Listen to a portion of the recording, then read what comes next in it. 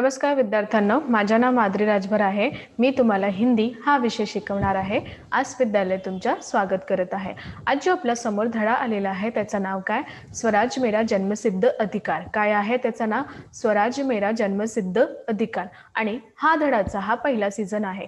तर चला बघूया या सीझन मध्ये आपण काय पाहणार किंवा काय करणार आहे। तर चला बघून घ्या। पहिले आपण बघणार आहे लेखक यांचा परिचय। काय बघणार आहे? लेखक यांचा परिचय। तर लेखक कोण आहे? सर्वश्रेष्ठ महत्त्वाची गोष्टी, लेखक आहे तुमचा लोकमान्य बाल गंगाधर टिळक। कोण आहे? लोकमान्य बाल गंगाधर टिळक। मला माहित आहे हा नाव तुम्ही ऐकला आहेत की नाही? हो, इतिहासमध्ये तुम्ही हा नाम खूपच ऐकला आहे। तर आता आपण पहिला यांचा परिचय बघणार आहे, कारण की यांचा परिचय बघणार ही तुम्हाला माहित राहणार आहे की हे कोण आहेत। कळलं? हो, तर चला परिचय बघून घ्या। बघा, यांचा जन्म 1856। किती? 1856 दापोली रत्नागिरी। कुठे झाला? महाराष्ट्राला दापोली रत्नागिरीला झाला आहे। यांची मृत्यू 1920 मुंबई महाराष्ट्र। यांची मृत्यू कधी झाली आहे? 1920 मुंबई महाराष्ट्रातून झालेली आहे। म्हणजे यांचा जन्म पण महाराष्ट्राला आणि मृत्यू पण महाराष्ट्रालाही झालेली आहे। तर अजून काय आहे बघून घ्या। बघा, बाल गंगाधर टिळक जी एक शिक्षक, सामाजिक कार्यकर्ता एवं प्रसिद्ध वकील थे। जे बाल गंगाधर टिळक आहे एक महत्वपूर्ण शिक्षक आणि सामाजिक कार्यकर्ता एवं प्रसिद्ध वकील होते। कौन होते? प्रसिद्ध वकील होते। प्रसिद्ध वकील होते। आप देश के पहले ऐसे स्वतंत्र सेनानी रहे जिन्होंने पूर्ण स्वराज की मांग करके अंग्रेजों के मन में खौफ पैदा कर दिया था। हा एक असं सेनानी होते ज्यांनी पूर्ण स्वराज्य मागून अंग्रेज मनातून खौफ पैदा करून झालेले होते। जनमानस ने आपको लोकमान्य तिलक की उपाधि दी आणि जनमानस या लोकांनी यांना लोकमान्य तिलक यांची उपाधी दिलेली आहे। नीट प्रमाणे ऐकून घ्या, पुन्हा सांगत आहे मी, जनमानस यांनी यांना लोकमान्य तिलक यांची उपाधी दिलेली आहे। यांची प्रमुख कृतियां गीता रहस्य, वेद काल का निर्णय, आर्यों का मूल निवास स्थान, वेदों का काल, निर्णय और वेदांग ज्योतिषी आदि हा यांची पूर्ण प्रमुख कृतियां होती। आता आपण पाहणार आहे यांच्या गद्य संबंधी। काय पाहणार आहे? यांचं गद्य संबंधी पाहणार आहे। बघा, प्रस्तुत भाषण में टिळक जी ने स्वराज्य के अधिकार को आत्मा की तरह अजर अमर बताया है। प्रस्तुत भाषणातून टिळकजी यांना स्वराज यांचा अधिकार बद्दल यांची आत्मा आणि वेगवेगळे अजर अमर यांनी सांगितलेले आहे। यहाँ तिलक जी ने राजनीति, धर्म, शासन आदि का विस्तृत विवेचन किया है। इथे टिळक जी यांनी राजनीति, धर्म, स्वशासन आदि यांच्यातून विस्तृत विवेचन केलेले आहेत। प्रस्तुत पाठ में स्वराज्य के प्रति टिळक जी की अटूट प्रतिबद्धता दिखाई पड़ती है। प्रस्तुत धडातून स्वराज्य याबद्दल प्रति टिळक जी यांचं अटूट प्रतिबद्धता दाखवलेली आहे। कळलं की नाही तुम्हाला? हो, तर अजून काय आहे बघून घ्या। बघा, आता तुमच्या समोर धडा आलेला आहे। आता आपण धडाचं पठण करणार आहे। तर नीट प्रमाणे सगळं ऐकून घ्या। हे जे आहे हे आहे बाल गंगाधर टिळक। कोण आहे? हा आहे बाल गंगाधर टिळक। तर चला आता आपण यांचा धडा बघणार आहे। तर नीट प्रमाणे ऐकून घ्यायचा आहे। बघा, मैं यद्यपि शरीर से बूढ़ा किंतु उत्साह में जवान हूं। इथे बाल गंगाधर टिळक किंवा लेखकनी काय सांगितले आहे की मी शरीरातून म्हातारी झालेला आहे, परंतु उत्साहातून आज पण मी जवान आहे। काय आहे? जवान आहेत। कळलं? हो। मैं युवावस्था के इस विशेष अधिकार को छोड़ना नहीं चाहता। आणि त्यांनी काय सांगितले आहे की मी युवा अवस्था या विशेष जे अधिकार मला भेटलेले आहे ते मला कधीही सोडणार नाही। त्यांना मी कधीही सोडणार नाही। पुन्हा सांगत आहे, नीट प्रमाणे ऐकून घ्यायचं आहे की मला हे जे युवावस्था विशेष अधिकार भेटलेला आहे मी यांना कधीही सोडणार नाही। अपनी विचार शक्ति को सबल बनाने से इन्कार करना. आपली जे विचार शक्ती आहे, आपली जे विचार शक्ती आहे त्यांना सबल बनवापेक्षी आपण त्यांना इन्कार नाही करायचा. आपण त्यांना इन्कार नाही करायचा. यह स्वीकार करने के समान होगा. आणि हा स्वीकार करायचा समान आहेत. काय आहे? हा स्वीकार करायचा समान आहे. मुझे इस प्रस्ताव पर बोलने का कोई अधिकार नहीं है. आणि मला या प्रस्तावाबद्दल बोलणाऱ्याचा काही हक्क नाही किंवा काही अधिकार नाही आहे. कळलं? हो. आता इथे बघा, अब मैं जो कुछ बोलने जा रहा हूं वह चीर युवा है. आता मी जे पण काही बोलणार जाणार आहे ते कोणतं आहे? चीर युवा आहेत. शरीर बूढ़ा जंजर हो सकता है और नष्ट भी हो सकता है. आपले जे शरीर आहे ते बुडा म्हणजे खूपच म्हातारी झालेलं आहे आणि जंजर पण होणार आहे, परंतु नष्ट नाही होणार आहेत. परंतु आत्मा अमर है. उसी प्रकार हमारी होम रूल गतिविधियां में भले ही सुस्ती दिखाई दे, उसके पीछे छिपी भावना अमर एवं अविनाशी है.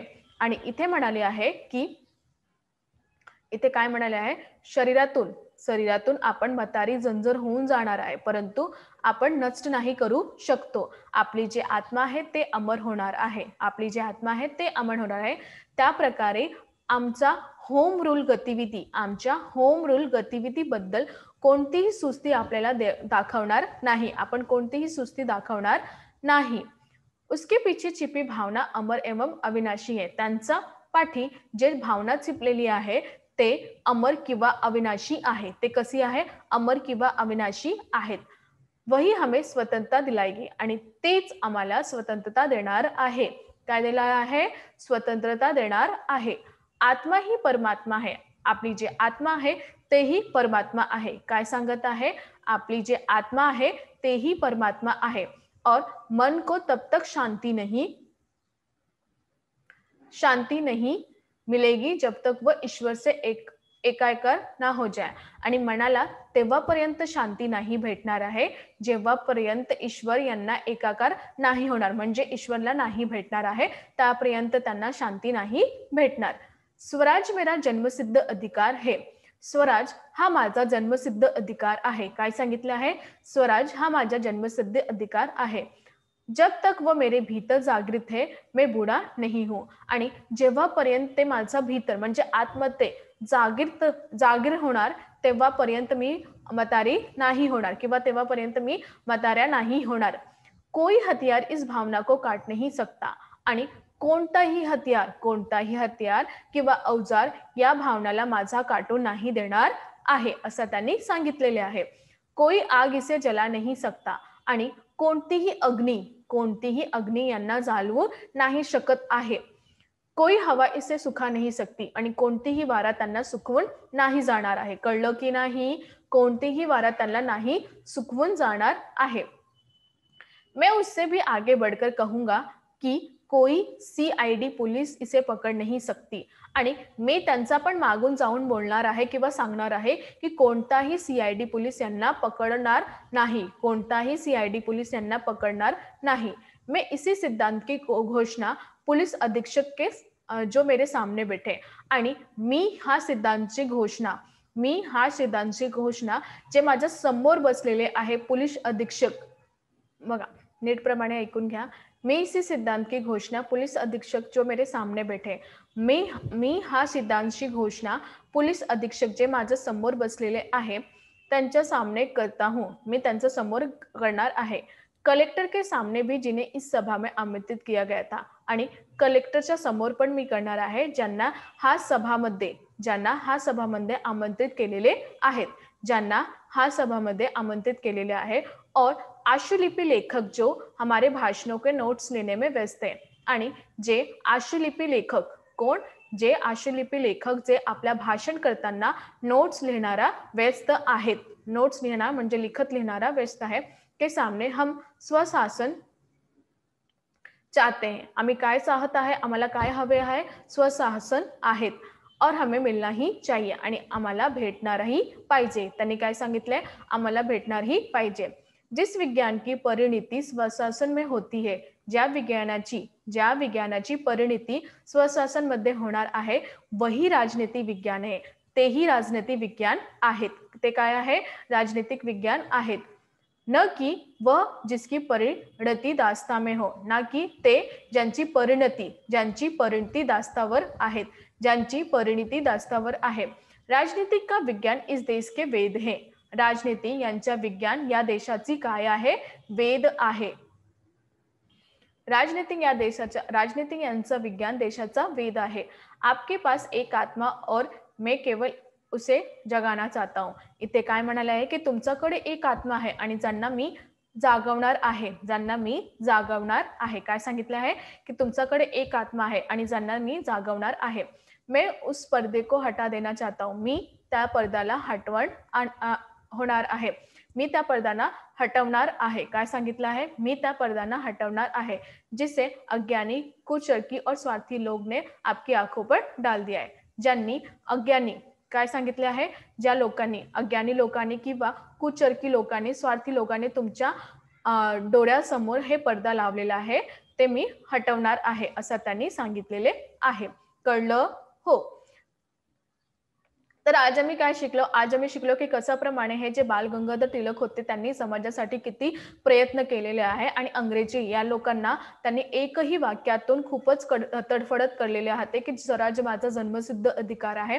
तर हा बोलून स्वराज मला पुन्हा हवे आहे हा सांगून त्यांना खूपच लोकांना अशी बातमी केलेली आहे की आपला जे अधिकार आहे आपल्याला कोणाला पण द्यायचं नाही, जे आपलं आहे ते आपलंही आहे असं प्रमाणे त्याने देशांना लोकांना सांगितलेलं आहे. समाजासाठी त्याने काही कार्य केलेले आहे आणि त्यापेक्षा लोकांनाही मदत केलेले आहेत. कळलं?